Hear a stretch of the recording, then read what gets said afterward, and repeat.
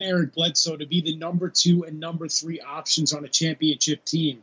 If one or both of those guys take a step back, then the Bucks are in some serious trouble because there is a lot of pressure on Giannis. So with that said, Ben, let's get into the ceiling and floor for the Milwaukee Bucks. The first of 30 previews we'll be doing here on Baseline Jumper. And I'm going to say that the ceiling for the Bucks is NBA champions. I mean, the East is so wide open and the West is such a gauntlet that if the Bucks manage to make it out of the East, Ben, they're going to get a tired team that just went through a slugfest in the Western Conference, whether it be the Clippers, the Lakers, Golden State, Utah, Portland, Houston. One of those teams, if they make it to the finals and they play Milwaukee, Milwaukee could have the upper hand, A, with home court advantage if they take care of regular season wins, and B, having an easier route to the NBA Finals. I mean, would you say that the ceiling is the NBA title for the Bucks? I do agree that the ceiling is a title, and I say that just because they did lose some of the contenders towards the top of the conference. I mean, even if they take a pretty major step back, really the Sixers are the only team above them, and the Sixers have a lot of age and injury concerns. If a guy like Embiid was to go down and miss significant time during the playoffs, the Bucks would be heavily favored over them regardless of how the season went, just because of the fact that they would be really without their best player. Meanwhile, the Bucks are going to have the best player in most games they play. Pretty much the best player in the Eastern Conference right now. I mean, Kevin Durant is not healthy, so I mean, they really, it's hard to think of a guy who's going to really compete with Giannis this year for that mantle. So I agree, NBA champions. However, Jason, I think this team has a lower floor than some people expect, and I think you nailed it here. I think we're going to agree, but I think their floor is the second round and out. Oh, certainly. I think the floor for the Bucks is a second round playoff loss. I mean, if they lost in the first round, it'd be absolutely devastating. And I think unless things go extremely wrong in Milwaukee and Budenholzer gets fired midseason, they're going to make it out of the first round. So I'm going to say they lose. They could lose in the second round, whether they get a hot Celtics team, the Pacers, the Nets, one of those teams. We don't know what Toronto is going to look like, but I do think it will be Milwaukee 1, Philly 2 in the Eastern Conference standings next year when it's all said and done. So the floor for this team could very well be a second round playoff exit. We agree on that one. So, as you all know, we've been doing a best bet segment. I actually said it right, Ben. But we've been integrating in, Rookie of the Year, MVP, Coach of the Year. So we are going to give you over-under best bets for every team we preview.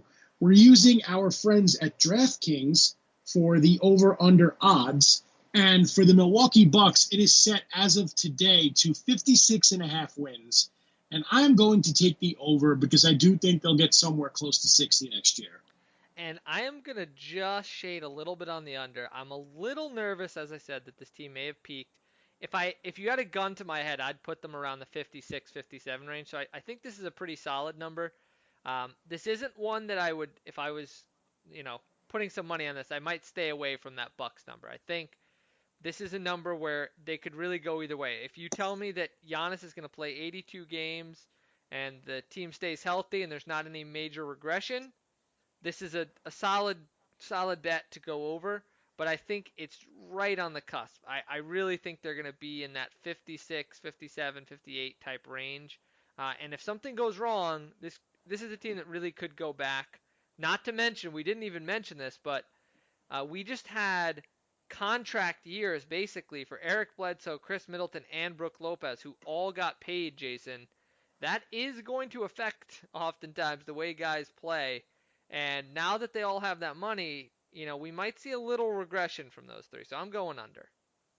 Okay, fair enough. We'll move on to arguably the next best team in the division, and that's the Indiana Pacers. I've been a little lower on them this summer than most other talk show hosts and podcast hosts, but when you look at it, Ben, they have to be one of the more underrated teams in the Eastern Conference. So we'll start with the big question heading into the year. Is Victor Oladipo going to come back healthy? And if so, when do you see him taking the court? Because the way it stands right now, Ben, I don't think he'll be ready for the start of the regular season. So what are your thoughts on Victor? I mean, the concern here is that we keep hearing later and later. I mean, initially it seemed like it would be later this year. Now reports are saying it won't be until next year. It could be as late as February or March. So I mean, that is a major loss for this team. I do think that the Pacers did a pretty nice job. I think they did a good job kind of reloading and putting together a team that can weather his absence while also being complementary if and when he comes back healthy. And I think you look at the moves that they made this offseason. I thought that they may have given up a little too much in the Malcolm Brogdon deal. Usually, you either pay the guy. The Dunked On podcast is a great podcast that I'm a big fan of for certain types of analysis, especially. And one of the things they noted that I think is a great point is that normally if you trade an asset for a guy who's a restricted free agent, you get them on a better contract.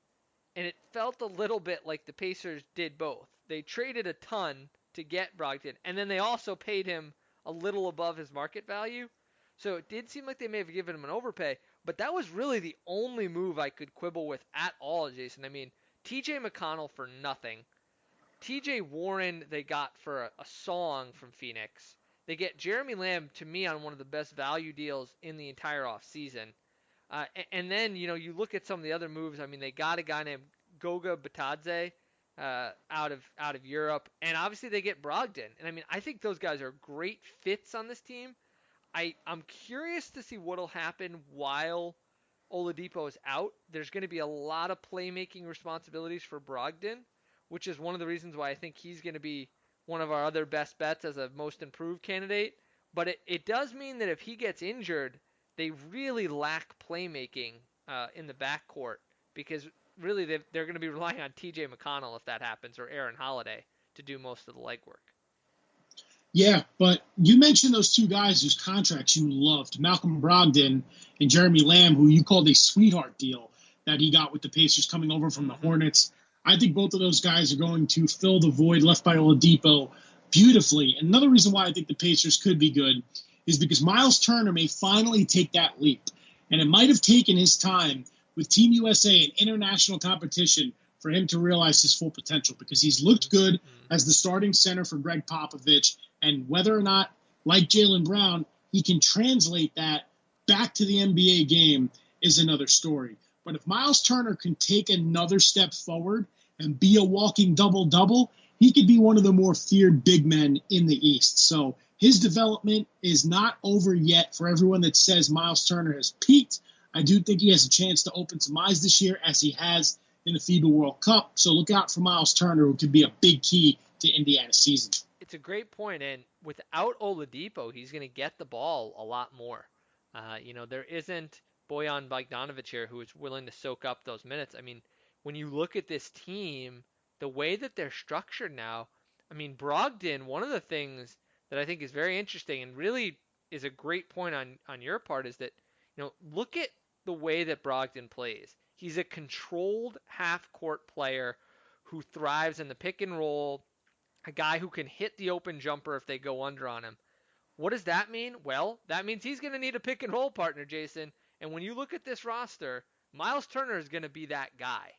And the two of those guys in pick and roll, it's going to be a little different than seeing Oladipo go downhill on guys, but it's going to be a more perimeter-oriented pick and roll, maybe a little bit more pick and pop, but those two can really shoot it. I mean, Turner shot almost 39% a year ago. Brogdon was a 50-40-90 guy.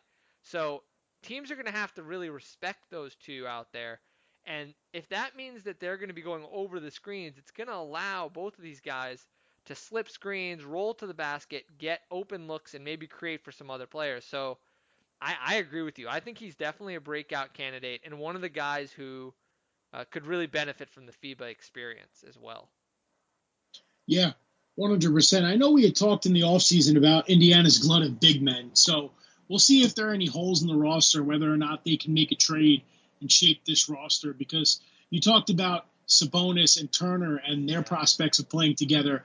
Hasn't really worked out too well, but you have to hope that there's enough depth on the wings and in the point guard rotation to kind of mask those deficiencies that Sabonis and Turner present on the court, especially defensively. But Sabonis was supposed to be a throw-in to that Oladipo trade, and he's ended up being the constant while Victor Oladipo's battled some severe injuries. So Anything else on the Pacers, Ben, before we get into our ceiling and floor? Well, I just think the point you made about Sabonis is a great one because ultimately Sabonis and Turner are going to have to fit in, or they're going to be looking to trade Sabonis. Ultimately, they're not going to pay him if he doesn't fit in, and they're going to have to decide which of these guys they want. I mean, if we're being really honest about this team, both of those guys are really almost better suited to be the center on the team. I mean, obviously is widely considered a center, but Sabonis is a 6'11 guy who's 240 pounds, Jason. I mean, he's been the better rebounder during his career than Turner.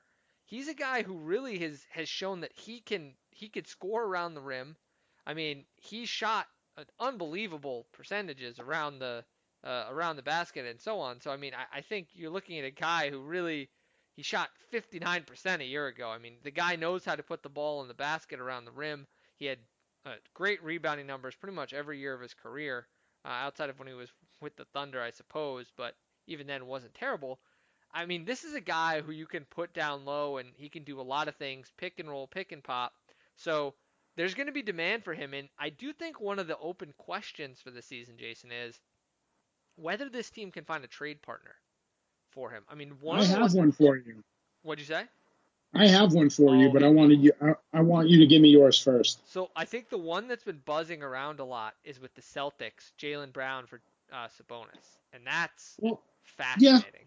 yeah, because if Brown and Tatum can't play together, which we're seeing shades of in FIBA, that could uh, be a possibility for sure. But I'm going to throw one at you in the Los Angeles Clippers. So can Oh, you imagine Sabonis playing down low in place of Ivica Zubac next to Paul George and Kawhi Leonard? Maybe you get a Jerome Robinson back in a trade, one of their other young guys. I don't think they part with Montrezl Harrell, but there are enough players making low salaries on the Clippers to make that trade work. If the Pacers stumble and it's February and the Clippers come calling with an offer, I know they don't really have any more picks to trade, but if they can get the salaries to match, send a couple young guys, I could see Sabonis fitting in great in LA. yeah, maybe like Landry Shamet. Landry Shamet seems like a guy who Shamit and might be Jerome interesting. Robinson in exchange for Sabonis, yeah.